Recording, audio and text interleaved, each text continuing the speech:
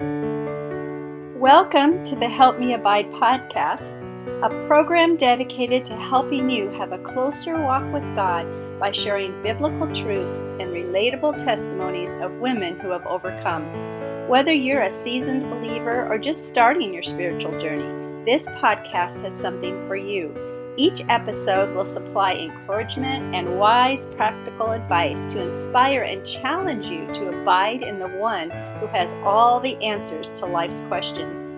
A woman who abides in the shadow of the Almighty is a woman who lives safe and secure. Sit back and enjoy a few minutes of positive conversation with your host, Jennifer Beil, and friends. Help me abide in the one who has the power. Help me abide each day and every hour. Remind me that without you, my efforts are in vain, so that others will see you. Help me abide.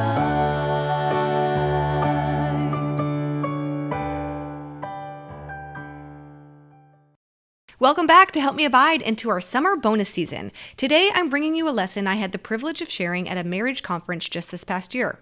Now, fair warning, this one is on the shorter side and a little raw, but my prayer is that its truth is worth your time. This lesson is intended especially for married women, so if you're a teenager or a single lady, feel free to pass this one up. We will have something for you in another episode. Marriage is one of the greatest gifts God gives us, but let's be honest, it is also one of the hardest. It requires patience, sacrifice, forgiveness, and a whole lot of grace. There are seasons that feel sweet and easy, and there are seasons that feel like you are just barely holding on.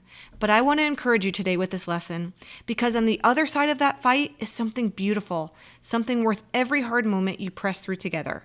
The title of today's lesson is Consider Sarah.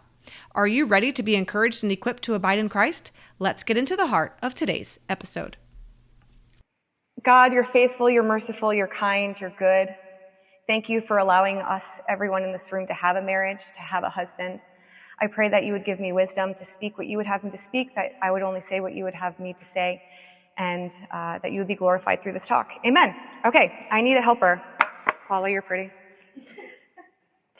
Recently, I read an article that broke down marriage into 6 different stages. So this is stage number 1, the fantasy stage. You picture the perfect life together. Everything feels magical, effortless, and exciting. Do you guys remember this stage? You're dating, you're first married, you're on your honeymoon. I remember crying on my honeymoon because I was so happy. And I thought, my parents don't have this love that I had. And to be honest, Brett's honeymoon, our honeymoon stage, Brett and I, lasted for 8 years. It was long. A lot of people, what knocks them out of the honeymoon stage or the fantasy stage is kids, right? Because your husband is everything, and then a kid comes into the home and it knocks you out because your kid takes everything. Not me. Since I was a child, wanted to be a wife. A mother was nice. I wanted to be a wife. So having kids just added to our love together. Then we went to Africa as missionaries. And I don't know if you guys ever read about Isabel Kuhn, but a teacher told her when she was on her way to Africa, this is what she said: all the scum of your nature will rise to the top when you are going to be a missionary. All the scum of your nature. And that's true. But that didn't mess our marriage. My marriage was honeymoon. You watch these videos about all of the annoyances that wives have with husbands. I did not have that at all for 8 years. I'd watch the videos and be like, what are you guys talking about? Really? Seriously? He left something on the floor? Who cares? Nothing crossed my mind. My marriage was the most beautiful thing in the world. And then came Brooklyn. And did you know that 87% to 92% of marriages end in divorce that have a special needs child in it? And a lot of things broke in my life when Brooklyn was born. And my marriage was one of the things that suffered a lot. Because Brett was the majority of my life, and I had 3 kids at the time, but Brett was still the majority of my life. And when Brooklyn was born, she took over everything. All of my emotion, all of my care. She was having 12 to 18 seizures a day. And Brett did not only lose the daughter that he thought he was going to have, but he lost his wife, really. I was gone because she would have seizures and needing medicine and going to the doctor and all of these therapies. And at night, I would walk in the bedroom and Brett's, so you wanna? I'm like, you wanna? I had nothing. And he didn't get that. He doesn't get the mother's love. He's a husband. He lost his wife and his daughter. Not only was that happening, but I had like a spiritual awakening during this time. I was saved, but I say I got born again, because I had a really good dad, like Mrs. Goddard, a really strong, good dad, and then I had a really good husband. So all of the attributes that I should have been placing on God, things like security, things like protection, provision, my comfort, my love, all of those were on Brett. And Brett doesn't have broad enough shoulders to carry all of those things. So when I was going through this, I had to transfer all of that to the Lord where it should have been in the first place. And that also created problems in my marriage, right? So I got out of stage 1 and went into stage 2, the reality check. You begin to notice flaws, habits, and wounds. The questions arises, can I truly love them how they are? The video started making sense. 8 years, those videos didn't make sense. They started making sense. I realized that I lived with a sinner. I realized that he really wanted me, and he didn't care what I was giving anybody else. He cared what I was giving him. It bothered me how he disciplined the kids. It bothered me how he breathed. It bothered me how he snored. I get all of the things. All of those were making sense. But to be honest, I did not stay in phase 2 very long. I jumped to phase 3. The frustration stage. This is not what I signed up for. The arguments sting deeper. Doubts start to creep in, and you wonder if this marriage is going to last. This is where divorce happens. I know too many people that are close to me that were in this stage and they're still married 10, 20, 30, 40 years. I hate this stage. And I've been in that stage for 12 years. And it's hard because you start thinking these things that you've never thought, like, why do I need him? God's everything. He just bothers me. God loves me when I'm a mess. He doesn't love me when I'm a mess. You start to think these thoughts. I was in a bad place and I knew it and I hated those thoughts and I just wanted to go back to stage 1. I love stage 1. My life was so good in stage 1. It didn't matter what was going on peripherally. If I had him, I had everything, and I don't feel like I had that closeness. So I knew I was in a bad place and I knew I needed help. We were struggling. I tried to fix it. We went to marital counseling several times. I read if you name a marriage book, I read it. I wanted anything that could help me. I studied wives in the Bible. I memorized every verse about a wife in the Bible. I begged God to help. I remember being in my bed and begging God, I can't do this. I need you. I can't do this. I can't do this. I want to have a happy marriage. And like I said, this is where divorce comes in. You get all sorts of kooky thoughts. I can't say like Mrs. Pettison, I never fought in front of my kids, or I fought once in front of my kids. I fought a lot in front of my kids. I've had to apologize to them so many times. And it's wrong, and I hated it, because I grew up in a home like that, and I promised myself I wasn't going to have a house like that. But it's like I couldn't control myself. I tried to be good. Guys, I tried to be good. I tried to keep my mouth shut. I calloused my tongue. And I would go, and I would be good, and I would be good, and I would be good, and then something would tick me, and I would blow. All of the good I did would be gone, because it would just come out. And then my poor husband, I love that man. He's a good man. We're getting to that. I thought I had to be a Stepford wife.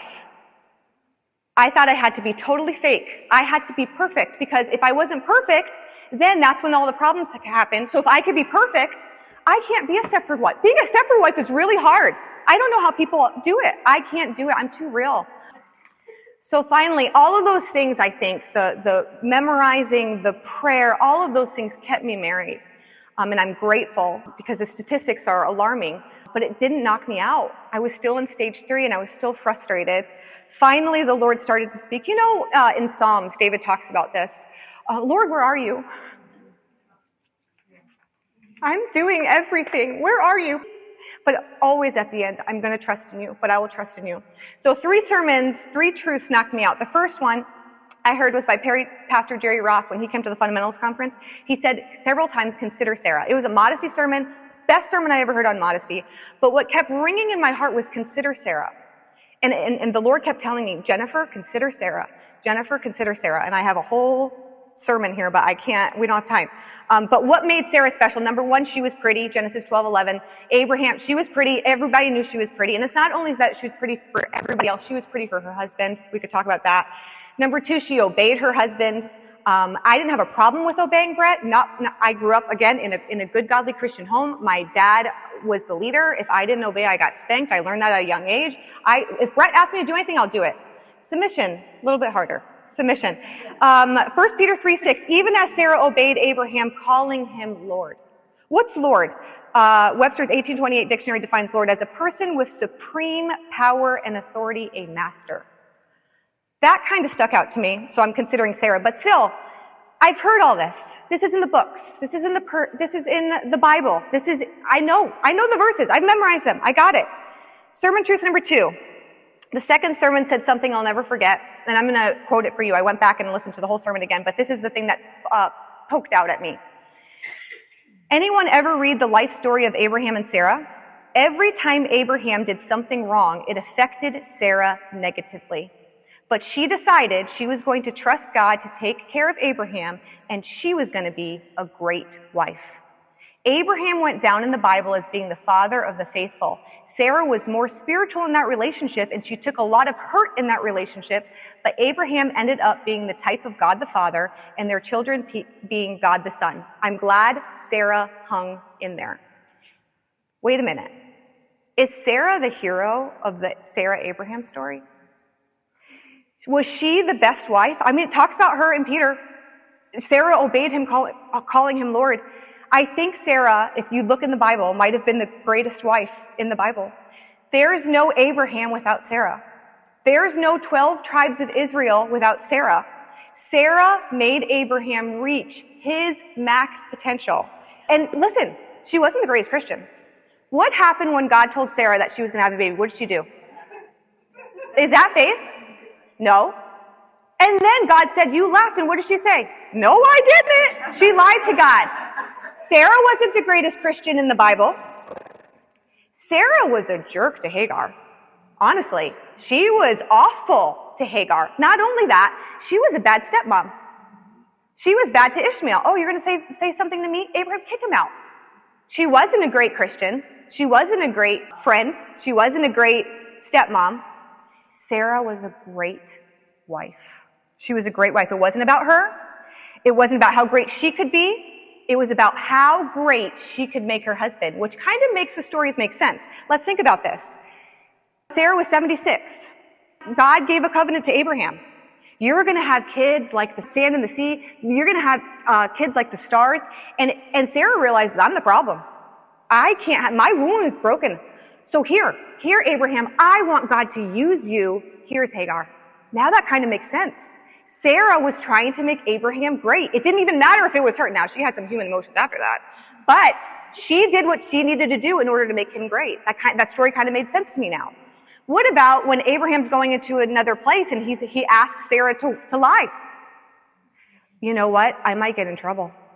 Can you lie and say that you're my sister so you get in trouble and not me? Absolutely, I'll lie for you. It doesn't matter if it hurts me. I'm going to make you great. Sarah's kind of the best wife of all time. Consider Sarah. Sarah made it into Hebrews 11. She is in the roll call of faith. Here's sermon truth number 3. The preacher said, you can be good at many things, but you could only be truly amazing at one thing. And I feel like I'm good at a lot of things, but I'm not great at one thing. So what did my flesh want? I asked God, I considered and I prayed, Lord, what do you want me to be great at? And then I thought I could be a great podcast host. I can study. I could get my speech better. I can go to classes. That I could be a great photographer. This is my flesh. I could be a great photographer. I could be an amazing mom. I could be the best soul winner in this church. And the still small voice of the Holy Spirit said, Jennifer, 1 Corinthians 7, you're married. If you were unmarried, you could have done any of those things and none of them would be wrong. But you're bound. And your mission is your husband. And your mission is to make Brett Beil the greatest man he could be. His mission is now my mission. And I don't care about being a podcast host, about being a photographer, amazing mom, soul owner. Those are ancillary to my main mission to making Brett the number one thing. And can I tell you something? These truths popped me out of phase 3 into phase 4, the growth stage. Instead of trying to change each other, you start to understand one another, boundaries are respected, and love becomes a conscious choice. I'll let you know that took probably 30 seconds after I decided. It's like salvation. Once you decide you're saved, everything changes. Once I decided my purpose in my life is to make Brett Beil the greatest man, I stepped right into phase number 5. You've weathered storms together. Having seen each other's worst, you still choose to stay. The bond is now peaceful and passionate and deeply connected. I didn't even know there was a stage 5. I just wanted to go back to stage 1. Can I tell you, stage 5 is so much better than stage 1. There are people in this room who think that I'm something. You don't know me. Brett Beil knows everything about me. He knows the scum of my nature. He knows the darkest sin of my life. And he loves me. And he's here and he will support me. And I'm perimenopausal. I'm not even a crier. I'm a hot wreck. I don't even know myself. But I can't tell you the last time that we fought. And it's not because I'm perfect, and it's not because I'm a Stepford wife. I don't want to fight him anymore.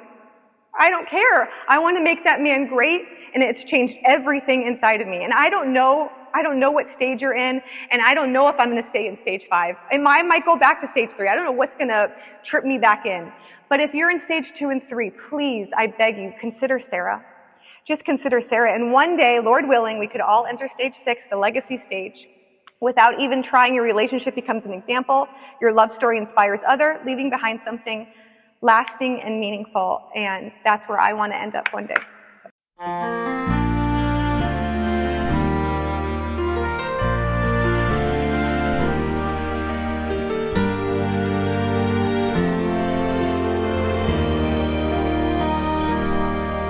It's a blessing when I see the dark clouds parting,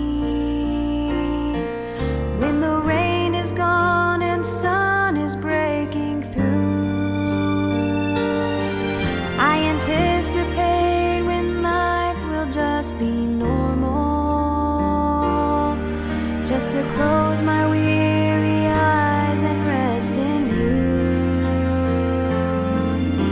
My heart can rest so easy when there's blue skies, when the wind is gone and rain is not inside. How I long to hang my sword above the mantle,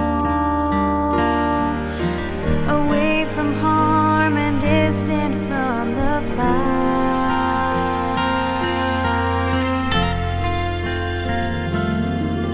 But I wouldn't know your peace without the hard times, or be thankful for relief without the pain.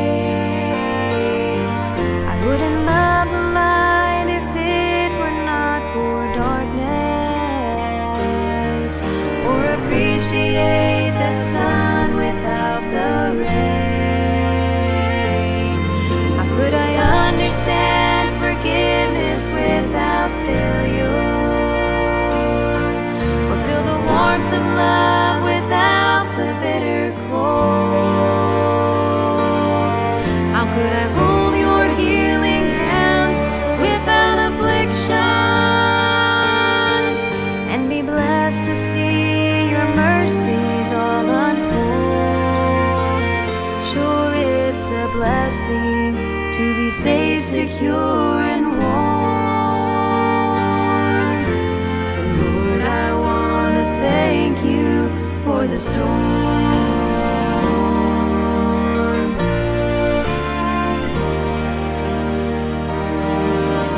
Imagine as Peter sat in prison, and they have paced the floors with chains around his feet. And in his mind the devil taunted as he whispered, the battle's lost,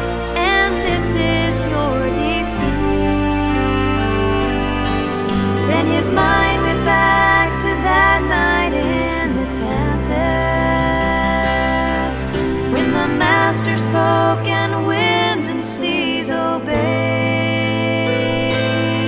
And he remembered that storm calming all around him.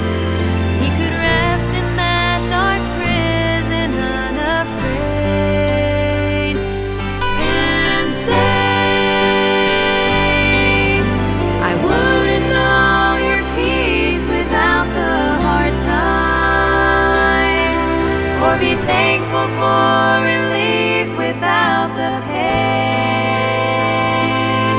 I wouldn't love the light if it were not for darkness,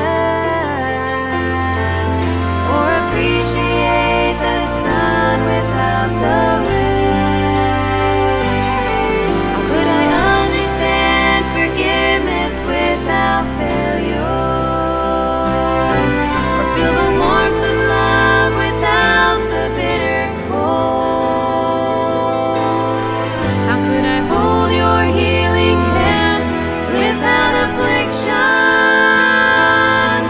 and be blessed to see your mercies all unfold? Sure, it's a blessing to be safe, secure, and warm. Lord, I want to thank you for the storm. If my life were free of trials, Lord, I'd lose my view of you. They're sweet trophies that remind me of all you do. Sure, it's a blessing to be safe, secure, and warm. But Lord, I want to thank you for the storm. I'm still safe, secure, and warm. But Lord, I want to thank you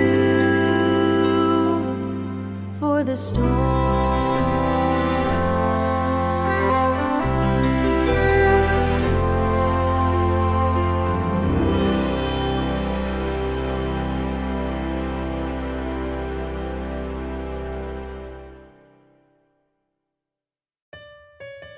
Thank you so much for listening to the Help Me Abide podcast.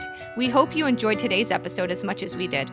If you have any questions or comments, please feel free to reach out to us on social media or through our podcast website, www.helpmeabide.com. Don't forget to subscribe so you never miss an episode. The Help Me Abide podcast is a ministry of the Faith Baptist Church of Wildemar, California, pastored by Pastor Bruce Goddard. That being said, it's important to remember that this podcast is not a substitute for regular church attendance. We encourage all of our listeners to be faithful members of a local, independent, Bible-believing Baptist church. My heartfelt gratitude goes out to Mrs. Tammy Goddard, who facilitates the podcast, Lisa Grubb, who expertly directs our social media outreach, Connie Marujo, who tirelessly promotes our resources, and Lindsay Osgood, who provides the perfect musical accompaniment to the interviews. Without our amazing team, this podcast would not be possible. Also, big thanks to Faith Music Missions for allowing us to use their beautiful music on our podcast. Thanks again for listening. We'll be back soon with more inspiring content.